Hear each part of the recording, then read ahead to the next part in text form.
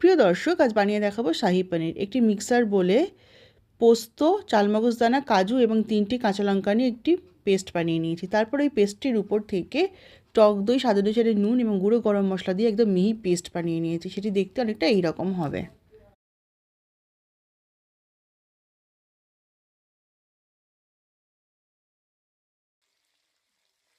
এরপর কড়াইতে sunflower oil গরম করে তার মধ্যে শাহজিরা ফোড়ন দিয়ে আগে থেকে চৌকো চৌকো করে কেটে রাখা পনিরের পিসগুলো দিয়ে দেবো এবং সেটি ভালো করে লাল লাল করে ভেজে নেব।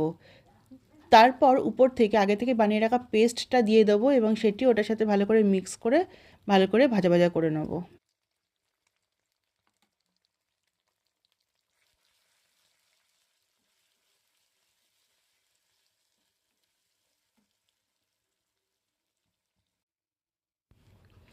এরপর মিক্সার বোল ধোয়া জলটা দিয়ে দিতে হবে এবং পুরো ব্যাপারটা খুব ভালো করে মিক্স করে নিতে হবে, অনেকক্ষণ থেকে নাড়াচাড়া করে নিতে হবে।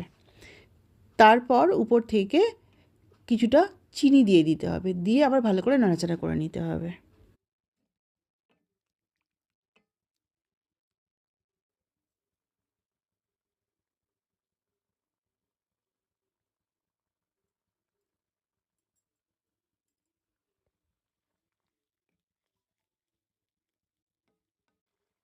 যখন গ্রেভি ঘন হয়ে উঠবে তখন কিছুটা কাসুরি মেথি হাত দিয়ে রাব করে নিয়ে ওর মধ্যে দিয়ে দিতে হবে এবং আরও ভালো করে নাড়াচাড়া করে নিতে হবে।